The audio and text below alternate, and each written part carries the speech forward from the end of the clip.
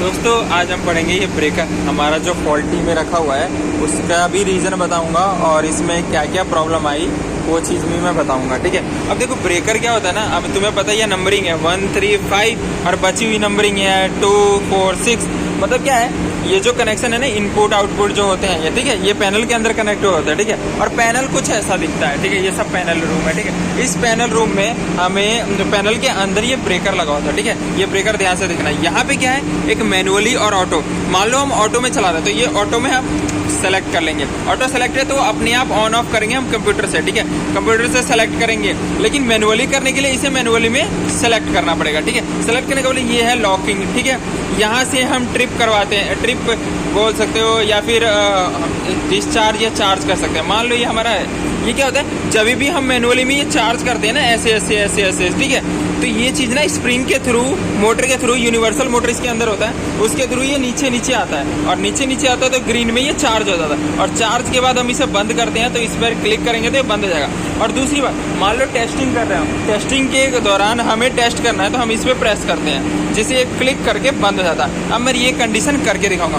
मान लो ये मेरा मैनुअल सेलेक्ट है, मैनुअल कंडीशन में ही कर सकते हैं ना, ऑटो में नहीं कर सकते ना, तो मैनुअल कंडीशन में मैं कर रहा हूँ। ठीक है, तुम देखना ये नीचे नीचे आ रहा है, नीचे नीचे आ रहा है, नीचे आके खट से जब तक आवाज नहीं आएगा, आवाज आई आपको, खट से आवाज आई और ये नीचे आ गया, कहाँ था, यहाँ था, बंद पे ऑन हो गया, यानी चार्ज कंडीशन हो गया। अब इसे बंद करना है, बंद करना है तो इसको प्रेस करेंगे तो ये ना तुरंत ऊपर आ जाएगा।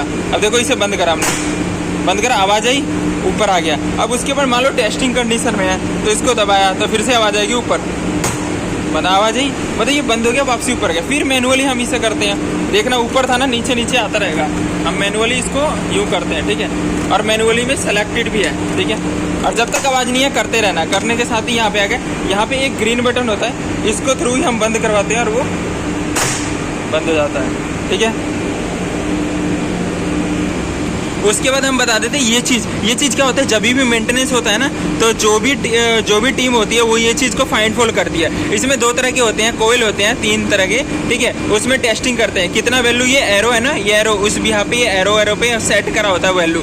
टेस्टिंग इसी भी यहाँ पे करते हैं, हर सेट पॉइंट करके और उस पर ना मल्टीमीटर और बाकी चीज़ों से हमें इसमें टेस्ट करना होता है। तो ये रजिस्टेंस टाइम हो गया या फिर करंट रजिस्टेंस हो गया या फिर दोनों को मिक्स हो गया या दोनों के बीच में किलोवाट। तो ये जितने भी एरो है ना ये हमने सेलेक्ट करके इतने टाइमिंग पे ये ट्रिप हो जाएगा और ये ट्रिप होगा, इसीलिए हर भी यहाँ पे ये हर पॉइंट पे ना इसको घुमा के हम देखते हैं कि उतने सेकंड में ट्रिप हो रहा है। अगर ये सही काम कर रहा है इसका मतलब ये परफेक्ट है, अगर ये गलत काम कर रहा है तो ये परफेक्ट नहीं है। इसीलिए दूसरी बात, उस दिन दिक्कत ये आ रही थी कि हमारी ये ऑन ऑफ सही से नहीं हो रहा था, इसीलिए हमने ऑक्सिलरी सप्लाई जो बाहर की सप्लाई होती है उसके थ्रू हमने NONC लगाई है। NONC इसलिए लगाया क्योंकि हम जब इसको टेस्ट करें ना तो हम यहाँ से ही बंद कर पाए ऑन ऑफ। ठीक है, ये टैग होता है, ठीक है, और टॉगल होता है। उसके बाद इस बिहा पे हमारा जो वायरिंग उसी बिहा पे हम करते हैं। ठीक है, नॉर्मली हम मैनुअली इसको करते हैं क्योंकि हमें मान लो हमें करना है जब तक आउट ना हो। ठीक है, लेकिन ये होल्ड हो जा रहा था बार बार तो ये प्रॉब्लम क्रिएट कर रहा था, तो चलती मिल में दिक्कत नहीं आएगी। इसीलिए